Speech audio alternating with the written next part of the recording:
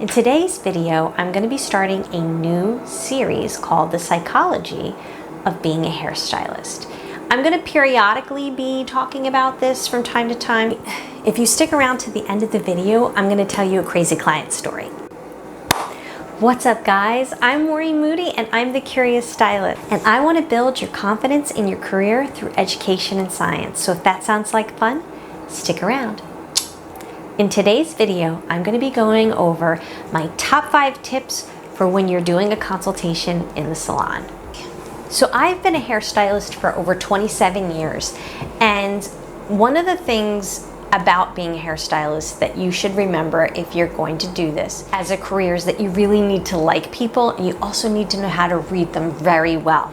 In this video, I'm going to break down 5 secrets that I use in a consultation to help me get a successful outcome. In the beginning, when I first started out, I was only 19 years old and I did not have these skills and I didn't know where to go.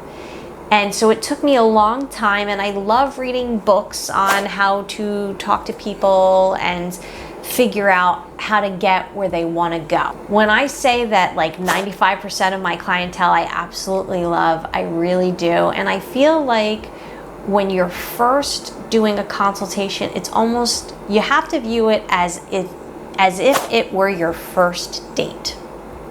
So you want to leave a good impression with the person, and you want them to feel heard. So that is really important when you're doing a consultation. Make sure that you schedule enough time. Tip number 1 is when you have your guest in the chair, make sure that you put them, that you are not standing behind them in the mirror having the consultation. It's almost like looking at a picture. When you're looking in the mirror at the client, and I'll show you what I'm saying, in their mind there's a psychological disconnect. So it kind of distances you from them and it makes them feel not quite as heard. That's tip number 1. Make sure that when you do the consultation that you do not stand behind them, talk to them looking at the mirror. 2, or when you're doing a consultation with your guest, make sure to take the time before they even come to pump up the chair that they're going to sit in a little bit higher than your chair. So you're going to, when you do the consultation, you want the consultation to be like eye to eye. Little Miss Helen is our guest. So you want Helen in the chair, and she's going to be sort of looking, not make it obvious, but you're going to want her to be looking somewhat down at you, and you want to look in her eyes and talk to her. That is going to create a better connection with your guest, and it's going to help her feel like you're actually listening to her and you're not in a rush. If it looks like I have a different hairstyle and I look a little different, that's because I had to film this video twice. My one video got, the file got corrupted, so let's start again. So, like I was saying, when you are doing the consultation, you want to pump the chair up, but don't make it obvious. And you want her to be looking down at you. This is a psychological hack that you can use to help build confidence. Now, what I'm saying is this a trick? Well, kind of. In the end, really what you want this person to do is feel heard. And so if they are looking down at you, they feel that they're in control. Now, that's important because you really do want to build trust with the person. In my opinion, I think it's really important by setting the stage and allowing that person to feel that they're in control. It helps them to build relationships, and in turn, this person might want to come back. The thing about consultations and the thing about being a hairstylist is you have the power to viscerally affect how somebody feels about themselves. I've done people's hair and they said, you know, after I got my color and my cut, it really changed my life. I decided to start working out and taking better care of myself. And some people, you know, I've heard those kind of stories, and I know that you probably have your own stories. Can you do me a favor? If you are finding value in this content, please smash the like button and subscribe. And if you're watching this on IGTV, please tap the heart button. Thanks. First, tip number 3 is that when you are doing a consultation on your guest, make sure that you give yourself about 15 to 20 minutes to do your consultation. It's super important to, like I said before, let that client feel heard. If you are doing extensive color work, or a balayage, or a double process, or an extreme makeover, you might want to take 30 to 45 minutes. And it's a new client, you really want to take the time to make sure you got their hair history, their face shape, what haircuts you think would look good for them. Doing like basically not just the color, but the color and the skin tone, how it matches for the person. Those kind of things you want to take into account when you are working with a guest. So that is tip number 3. Make sure that you give yourself enough time.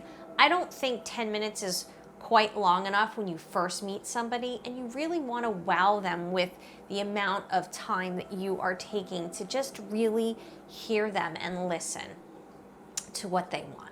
So that's my tip number 3. Make sure that you give yourself enough time and do not rush through the consultation process. Tip number 4 is when you are working with a guest, you can sort of feel, for whatever reason, you guys aren't jiving very well. Let's say Helen comes in, and I'm just gonna make it super simple, but let's just say Helen is a cat person and you truly are a dog person. Or Helen loves the Giants and you root for the Cowboys. You and Helen are not going to see eye to eye. Helen might not feel comfortable with you, or you might not feel comfortable with Helen, and you two might not jive, and that's okay. And I think it's important to know that. If you're gonna be doing extensive color work on somebody and you feel that the two of you are not meeting, it's really like super important at that point to maybe take a step back and say, you know what, listen, my girl over here, Samantha might be able to work with you. I think your personalities would really go together, and I've seen her work and she would probably be a good fit for you. I think it's important when those times happen that you are honest with yourself. 80% about what we do is really our personality. And so that person is going to be in your personal space as well as you being in hers.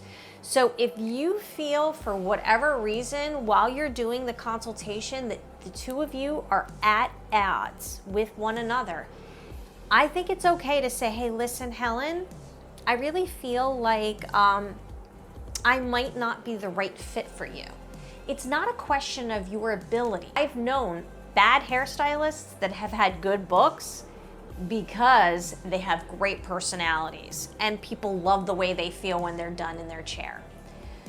So I say, when in doubt with somebody, if you don't feel that the two of you are on the same ground, do not proceed with the service.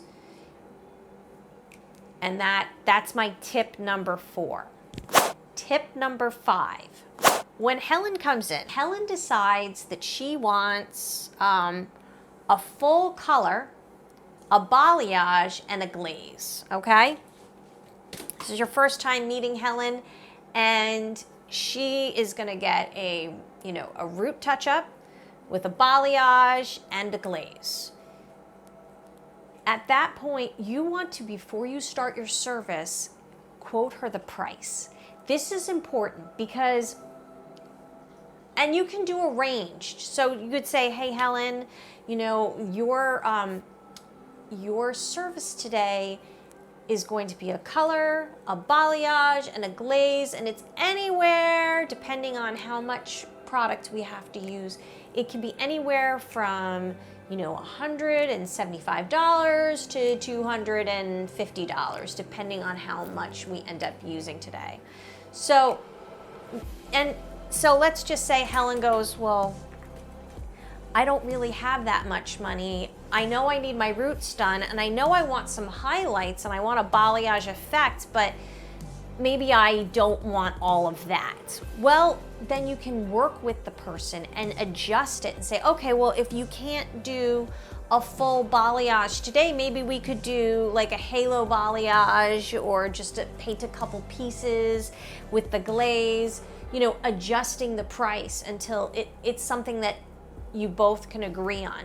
So that when Helen goes up to the front desk and she's checking out, she's not pissed off because somehow the two of you did not like communicate that really well. So in my mind, when it's your first time and you're working with your guest, give them a range and stay in that range. So, I mean, at this point, you kind of generally know how much it's going to cost. Make sure to follow through with that and work within the structure that the two of you can equally benefit from. My tip number one is remember to have your conversation eye to eye, and she's not looking in the mirror and you're standing behind her. So that's tip number one. Tip number two is put Helen a little higher than you, so she's looking down. Tip number three is make sure that you give yourself enough time. 15 minutes is probably a good start, but anywhere from 15 to 45 minutes. And keep in mind, if you are, you know, doing a lot of color work, you're going to want to stretch it to the 45 minutes and go. So tip number three is have enough time. Tip number four, you're going to want to make sure if you and Helen are working together, great, and you feel heard, great. But if you don't feel that Helen and you are on the same page, don't take it personal. Remember, this is business. If this person is a Giants fan and you're a Cowboys fan, or vice versa, a Star Wars geek and she loves Pretty Little Ombre, or whatever it is, that if the two of you are not driving together on the same plane, that person is in your personal space. So you want to make sure that the two of you are the same, because in the end, you can make, one time I did a beautiful job on a girl, but because she didn't like my personality. Anyway, so 4 is make sure that the two of you understand one another before you go in that back room. Because once you go in that back room and you start the service, you might be dead in the water already. So don't take it personal. If the person and you are not jiving, refer them to somebody else, or refer them to even another salon in the area if you have to. Number 1, make sure that before you go in the back room that you have talked a price range. You don't have to give them a direct price, but a price range that the two of you feel is working well. Now, if the person, and like I said, if the person isn't ready to spend that money or can't spend that money, try and find alternatives to work with them. But that's my 5 tips for consultations. And I'm going to be expanding more and more on this in the future. So I'm Maureen Moody. I'm the Curious Stylist, and I want to build your confidence in your career through education. Okay, so I figured now that we're to the end of the video, I can tell you this story about a client that I did a couple years ago. Okay, so when I first started out and I was training to be a hairstylist, my boss was very kind, and she told me there are certain kinds of clients that you're going to encounter, and they're called princesses. Princesses start out telling you that you are amazing, you are wonderful, you can't do anything wrong. But by the end of it, you can't even compile sentences that make sense. By the end of it, you'll be questioning if you even have a brain cell. Sometimes as I'm gotten along now, I kind of know how that's gonna go. But I started doing her hair. She loved me. I couldn't do any wrong. I cut her hair, I colored her hair, I foiled her hair. So I cut her hair, and she was, like I said, everybody was great. Everything was happy. So then a couple times go by, and she comes in and she goes, oh, you cut my hair really too short last time. And I was like, oh gosh, I'm so sorry. I am going to I will try to do better. I'm not going to take quite as much off.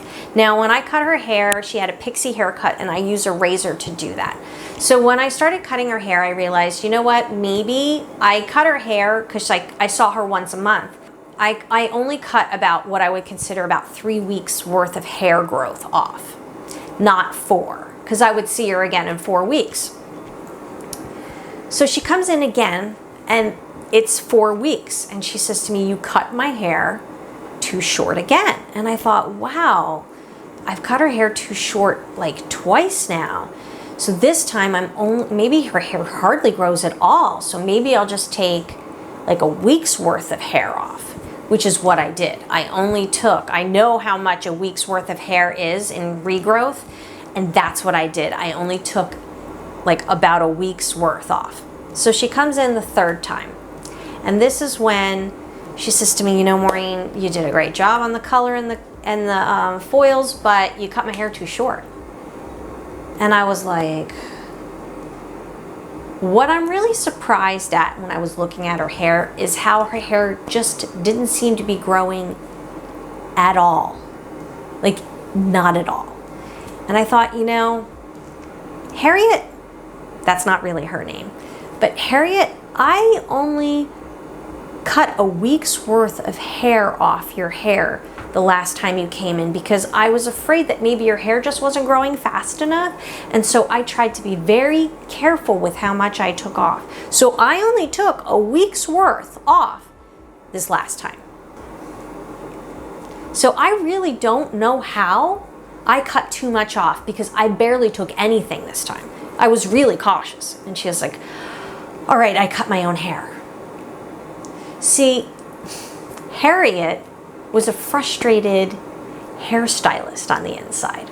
She had always wanted to be a hairstylist, and her mom wouldn't let her. Now, as a 50-year-old something woman, she was kind of heading towards retirement, and she was going to finish her career in a few years, and she was still, inside, angry that she couldn't be a hairstylist and that her mom wouldn't let her. So she still cut her own hair. But what I don't understand is why she felt the need to make, when she did her hair wrong, my fault. So that's another fun little crazy hairstylist story. I've got like 600 of these, and I'm going to try and incorporate them in the video. If you liked this story, please comment below or tell me one of your stories. I would love to hear if you have a crazy client story. So I'm Maureen Moody, and I'm the Curious Stylist, and I want to build your confidence in your career through education and science.